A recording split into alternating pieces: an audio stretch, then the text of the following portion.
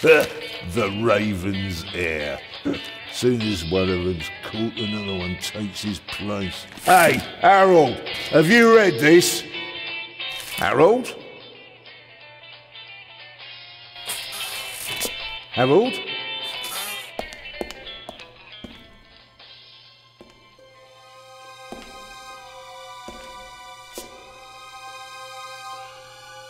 Harold, you hear me?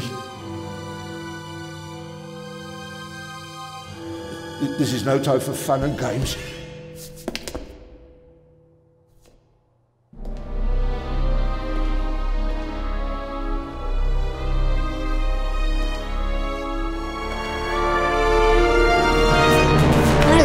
Calm down. I'm a copper. We're on the same side.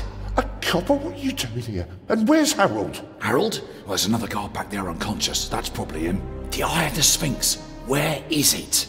It's there. Oh, good. Then he hasn't got it yet. You mean the Raven's heir? Shh! Turn it off. He's gonna steal the eye. But how do you know? Doesn't matter.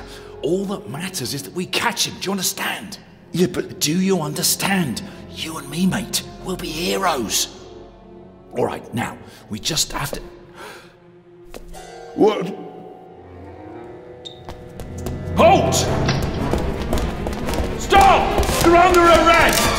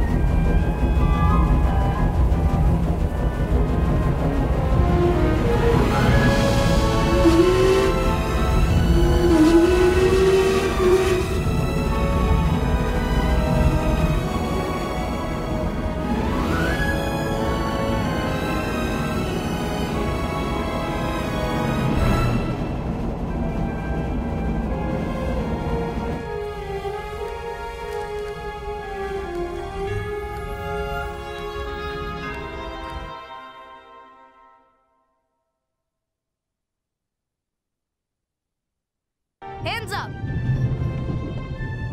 I don't have time to play. I'm on duty.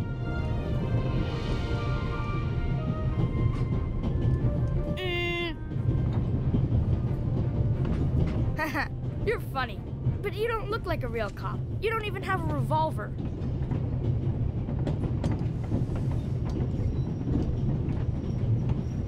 What's your name, boy?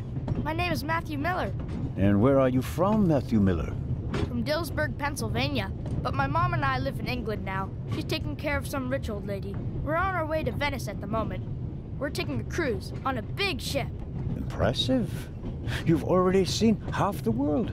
I've spent my entire life in Switzerland. Must be really boring. And what's with the gun? What do you need it for? It's the Raven. He was gunned down, so now I need a pistol. Dead birds don't need guns. Nor do live ones. You don't know who the Raven is, do you? He's the greatest burglar ever. He stole paintings from the Louvre, and those priceless eggs with gold and diamonds and stuff. And Bobby Dobbs says he replaced the crown jewels with rhinestones. I know who the Raven was. Although, I don't quite buy that bit about the crown jewels. You do know these days there are thieves far more dangerous than your old Raven. 2 days ago, a precious ruby was stolen from the British Museum. There was an explosion. A guard was severely injured. Really? Yeah. And you know what the papers say? You talk too much, Constable. Zellner, monsieur.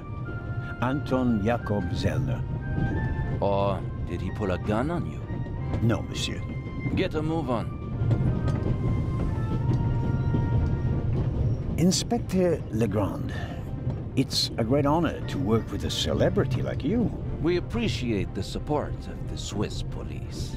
But it'd be better if you'd remain seated and keep an eye on things.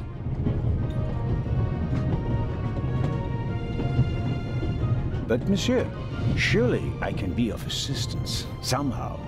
I saw a safe being loaded. We have everything under control. If you'll excuse me, I'll be in the first freight car at the back of the train for the rest of the trip. I'm not here to enjoy the beautiful scenery. I am a good observer, and I have finally honed powers of deduction. Thanks to that? I watched the people on the platform in Zurich. I know, for example, that that man over there is a violinist. That would be more impressive if there weren't a violin case next to him. And I believe that the gentleman in the next carriage is a German doctor on his way to Italy to take up a new position. And what gives you that idea? There's the rod of Asclepius engraved on his cufflink. And he's carrying a German-Italian dictionary. Maybe he's just taking a holiday in Italy, following in Goethe's footsteps. Too much luggage.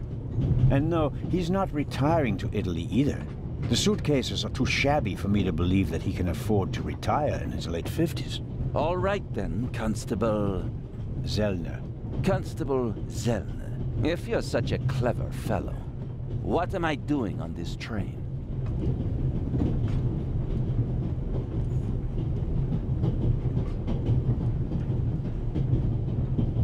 I think you're guarding something. Oh, really? And what might it be?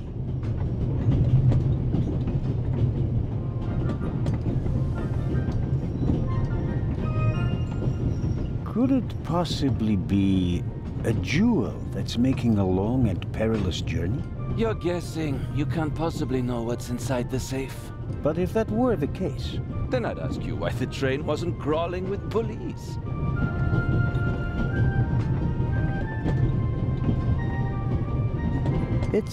It's a trap. You've got a vivid imagination. I'll give you that.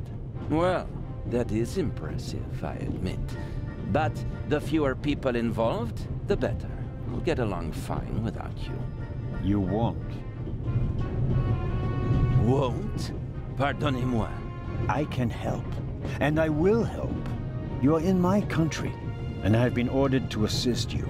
And that's exactly what I'll do, whether you like it or not. Clever and stubborn. Your commitment speaks volumes, Zellner. But this is my show, and I don't need you. Bon voyage. But how do you know?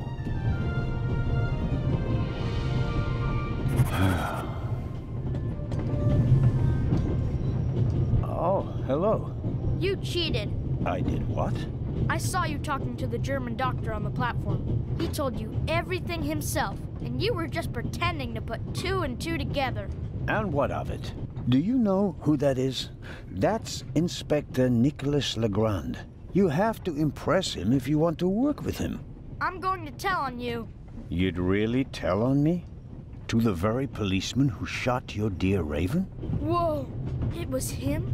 Mm-hmm. Hunted and killed Europe's most famous burglar. That's how he got his start.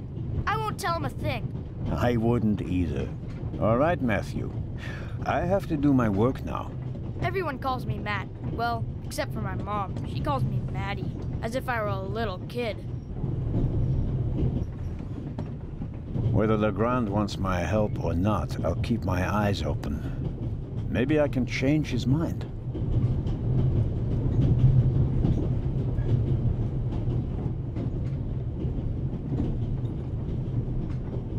This morning I thought I wouldn't be hungry because of all the excitement. Thankfully, I bought a sandwich with me anyway.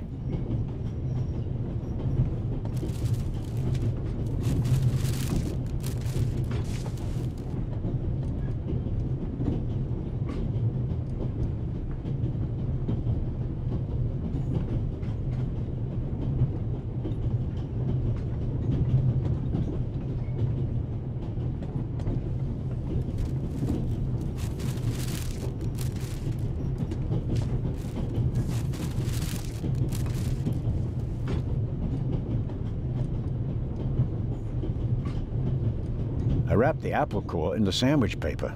That way I can carry it without making a mess of my trouser pocket. Still, I'd prefer not to have to carry them all day.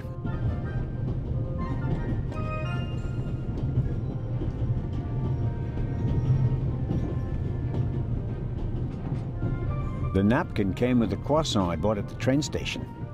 A guilty pleasure. I don't need that either.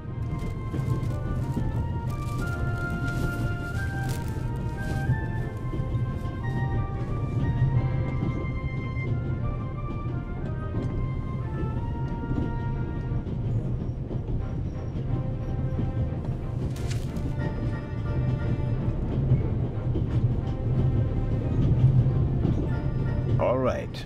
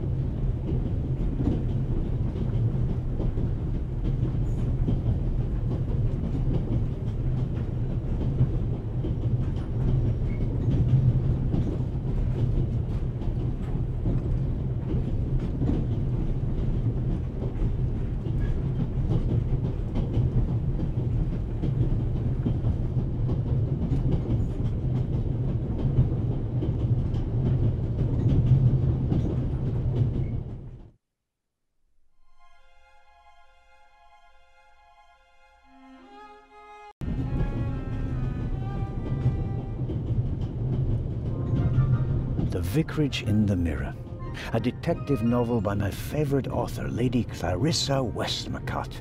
For years now, I've been trying to convince my theater group to stage one of her plays. I'll leave it there. I'll pick it up before I get off.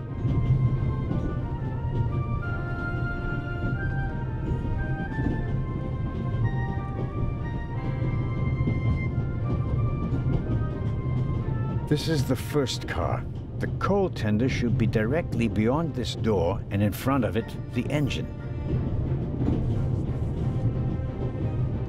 The large map shows the different routes of the Orient Express. This train began in Paris and ends in Istanbul, as usual. Unfortunately, it will make most of its journey without me. The train covers a distance of more than 3,000 kilometers and stops at a dozen places. In many cities, they entertain the travelers with local specialities and culture and adventure, especially in southeastern Europe.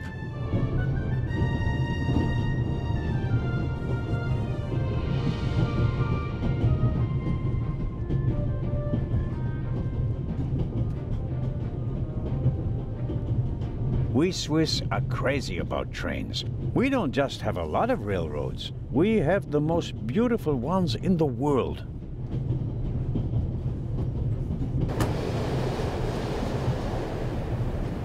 Would you be so kind as to close the lid? I don't want to sit in the draught. Oh, pardon me.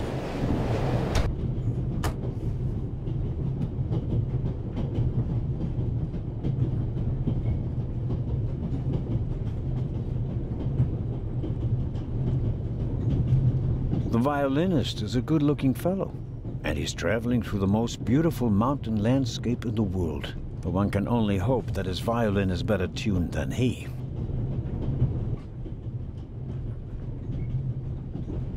Hello, sir. Hello.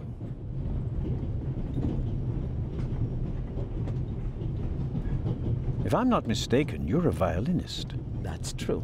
A wonderful instrument. The violin music touches the soul. That's why I learned to play it. Do you play in an orchestra? No, orchestras aren't really part of my world. A solo violinist. The best soloists travel a great deal and make a pile of money, or so they say. In that case, I'm probably not one of the best. Are you traveling to Istanbul non-stop? No. I'll transfer in Venice to a ship. I'm on my way to Cairo. Cairo? I'm performing at the reception in the Egyptian Museum there. I'm sure your recital will be a great success. But tell me, did you notice anything unusual on the train? Anything unusual? Persons acting suspiciously, for instance. For heaven's sake, is there cause for concern? Everything is in order, sir. We Swiss are just very cautious people. I understand. No, I didn't notice anything. Have a good trip. Thank you.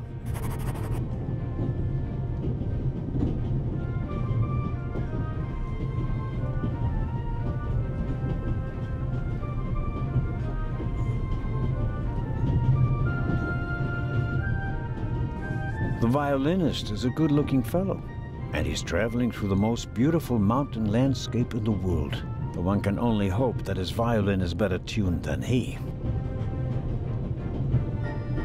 There could be many reasons for the violinist shaking hand. Strained nerves, an illness. My money's on alcohol. It wouldn't be the first musician who ruined his career that way. I don't know what more to ask. He hasn't noticed anything suspicious.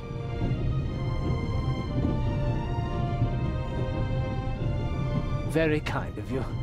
Thanks. Oh, pardon me. No problem. The uniform is waterproof. Mr. Lucien. Professor Edgar Lucien. Oh, a professor. Are you a scientist? Do you teach at the Sorbonne? No, I work at the British Museum in London. You don't say. So, you were, shall we say, an eyewitness to the burglary 2 days ago? No, I wouldn't say that. Oh, no? Well, there was a lot of commotion, but I didn't really pay much attention to it. There was a break-in in your museum, and it didn't concern you? Well, let's just say that nothing that's happened in the last 2,000 years concerns me. Whatever you say. The famous Inspector Legrand is on this train. I imagine you know him. No, should I? You don't know him? And you also don't know what he's doing here? No. Well, why should I? Just a thought. You're a representative of the British Museum. There's a guarded safe on the train. I'm sorry. I don't know what you're trying to imply. And now, please excuse me. May I ask where you are going? Of course. To Venice. I'm going to meet some colleagues there. Oh, Venice. A beautiful city, or so I'm told. Indeed. But I really have to take my leave now.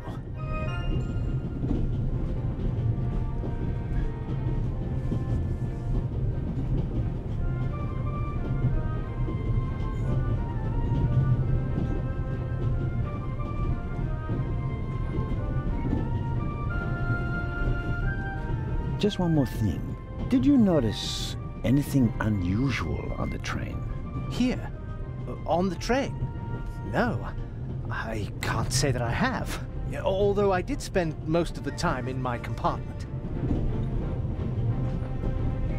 I don't want to take up any more of your valuable time, but you do understand, don't you, that what concerns me is the present, and especially the robbery at the museum. Yeah, of course, of course. It's just, I'm in rather a hurry. You'll get in touch if you notice anything unusual, won't you, Professor? Of course, Constable. What's this? What's the matter, sir? The door. I can't open it. Ah, we'll sort it out somehow. The compartment is locked. But I didn't lock it. I don't even have a key. I asked the steward. He was going to bring me one, but he never came back. Someone locked it. Find the steward. He needs to bring me the key immediately. Calm down, Professor. I'll see what I can do. You don't understand. I have to get back in my compartment. All right, just wait here.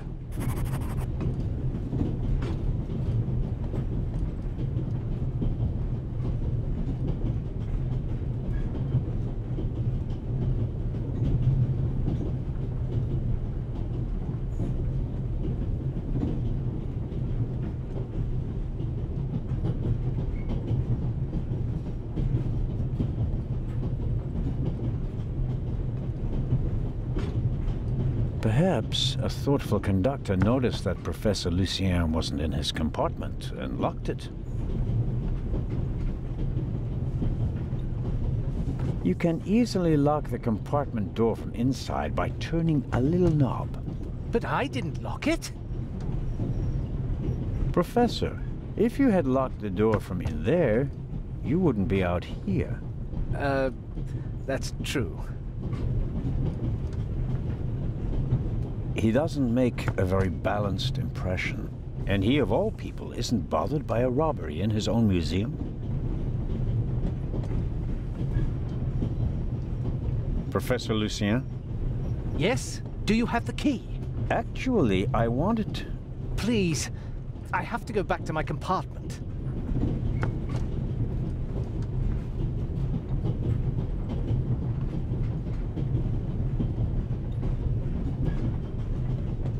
The little label on the door reads Baroness von Trebitz. Blue blood on the Orient Express. Yes, what is it? Whoever that is, James, ask them whether they found my purse and then closed the door. The noise on this train is driving me crazy. You're missing a purse. Was it stolen? At the very least, I cannot find it, sir. It was stolen. When did you... When was the last time the Baroness saw her purse? What? In Zurich, on the platform, sir. I just asked where you last saw your purse. In Zurich on the platform. James, tell him that I still had it when I got out to stretch my legs. The Baroness says... Maybe you lost it there. What? The Baroness never loses anything, sir. I never lose anything. Very well then. I shall be on the lookout for your purse. If I might ask you a few questions about your fellow passengers. I thought he was looking for my purse. James, tell him to look for my purse. The Baroness wishes that you search for her purse. But couldn't we perhaps... All right. First, the purse. I will have a look around. Thank you, sir.